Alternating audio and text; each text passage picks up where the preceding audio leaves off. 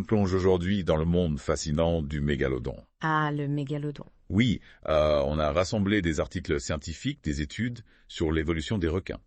Et si le mégalodon, ce monstre marin préhistorique, n'avait jamais disparu? Une créature qui enflamme l'imagination. Tout à fait. 3 fois plus grand qu'un grand blanc, avec des dents de la taille d'une main humaine. Impressionnant. Sa disparition il y a des millions d'années reste un mystère. Justement, commençons par décortiquer ce mystère. Qu'est-ce qui a causé la disparition d'un prédateur aussi imposant? On parle souvent du changement climatique, mais comment cela a-t-il concrètement impacté le mégalodon? Le changement climatique, en particulier l'ère glaciaire du Pléistocène, a entraîné un refroidissement des océans D'accord. et une modification des courants marins. Pour un animal comme le mégalodon, qui avait besoin d'eau chaude pour réguler sa température et chasser efficacement, c'était un bouleversement majeur. C'est intéressant, mais le mégalodon ne chassait-il pas principalement des baleines? Oui, N'aurait-elle pas, elle aussi, été affectée par ce changement climatique? absolument, la baisse des températures a réduit les zones de reproduction des baleines. Je vois. Et certaines espèces ont migré vers des eaux plus froides, hors de portée du mégalodon. On peut imaginer la pression que cela a dû exercer sur un prédateur aussi spécialisé. Donc une combinaison de changements dans l'habitat et la disponibilité des proies. Exactement.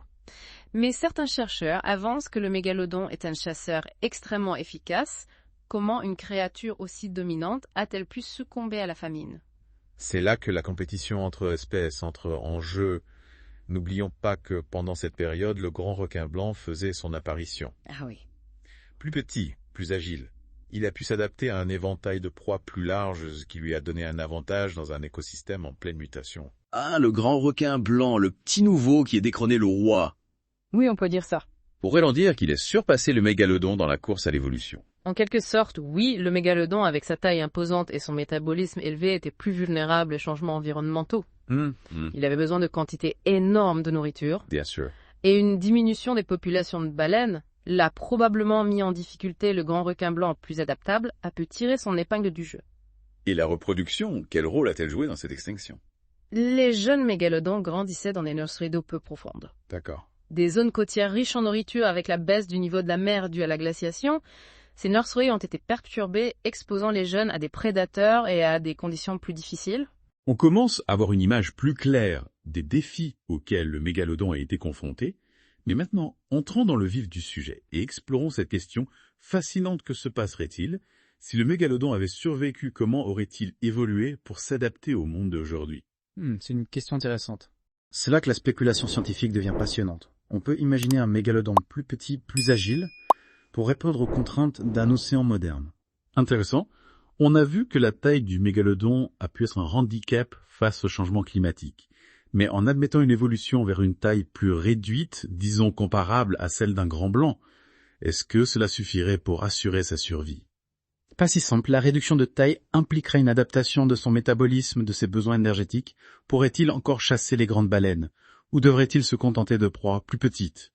Cela influencerait son rôle dans l'écosystème. Et si on pousse le raisonnement plus loin, on sait que certains requins, comme le requin marteau-tiburon, ont un régime alimentaire étonnamment varié, incluant des armes marines. Un mégalodon omnivore, c'est envisageable. Théoriquement oui, mais il faudrait des changements physiologiques importants. Sa dentition, par exemple, est conçue pour déchiqueter la chair, pas pour broyer des végétaux. Une telle évolution prendrait des milliers, voire des millions d'années. Et en termes de comportement, pourrait-on imaginer un mégalodon moderne chassant en meute comme le font les orques? C'est une hypothèse séduisante. La chasse en meute permettrait de s'attaquer à des proies plus grosses, même avec une taille réduite. Regardez les orques, elles arrivent à chasser des baleines bien plus grandes qu'elles, grâce à des stratégies de groupe sophistiquées. Fascinant. Cela dit, les orques sont des mammifères marins, très intelligents. Un mégalodon, même évolué, aurait-il la capacité cognitive pour ce genre de coordination? Difficile à dire, on sait peu de choses sur l'intelligence des mégalodons, mais si la pression de la sélection naturelle favorisait la coopération, il n'est pas impossible qu'une forme d'intelligence sociale se soit développée. On parle beaucoup de la menace que représenterait un mégalodon pour l'homme. Est-ce que nos activités comme la pêche intensive pourraient constituer un danger pour sa survie, même s'il avait réussi à évoluer? Absolument, la surpêche a déjà un impact dévastateur sur de nombreuses espèces de requins. Un mégalodon, même plus petit, aurait besoin d'une quantité considérable de nourriture. La raréfaction des poissons pourrait les pousser à s'approcher des côtes, augmentant les risques de conflit avec l'homme. Et du côté de la reproduction, comment un mégalodon moderne s'adapterait-il au changement de l'environnement marin, notamment la pollution et la destruction des habitats côtiers?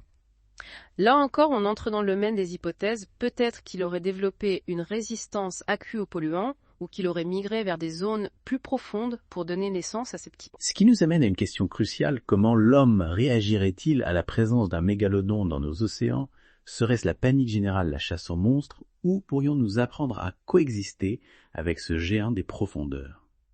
C'est une question qui soulève des enjeux éthiques et pratiques complexes. D'un côté, la peur de l'inconnu, le risque pour la sécurité humaine, tout cela pourrait pousser à des réactions extrêmes comme des tentatives d'éradication. L'histoire nous montre que l'homme a souvent réagi avec crainte et violence face à ce qu'il ne comprenait pas. Mais d'un autre côté, ne pourrions-nous pas voir le mégalodon comme une opportunité unique d'en apprendre plus sur l'évolution, sur la résilience de la vie marine face au changement climatique? Absolument. L'étudier dans son milieu naturel nous permettrait de mieux comprendre son rôle dans l'écosystème, ses interactions avec les autres espèces, et peut-être même de tirer des leçons pour la conservation des océans. On a parlé des orques tonors, ces super prédateurs qui régulent les populations de baleines. Un mégalodon moderne pourrait-il jouer un rôle similaire en contribuant à l'équilibre des écosystèmes marins? C'est une hypothèse plausible. Sa présence pourrait avoir des effets en cascade sur la chaîne alimentaire, en limitant la prolifération de certaines espèces et en favorisant la biodiversité. Ce qui nous ramène à la question de la cohabitation. Comment concilier la présence d'un prédateur aussi puissant avec les activités humaines, la pêche, le tourisme, la navigation? Ce serait un défi majeur. Il faudrait repenser notre approche de l'océan, instaurer des zones protégées, développer des technologies de détection et de prévention des risques.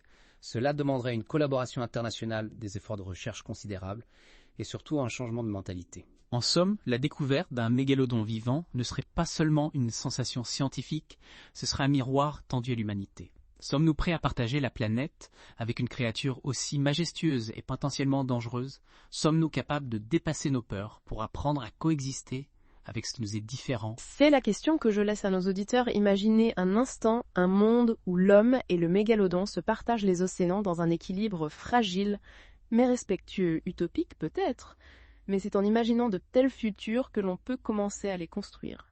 Voilà qui donne matière à réflexion. Merci à notre expert pour cette plongée fascinante dans le monde du mégalodon.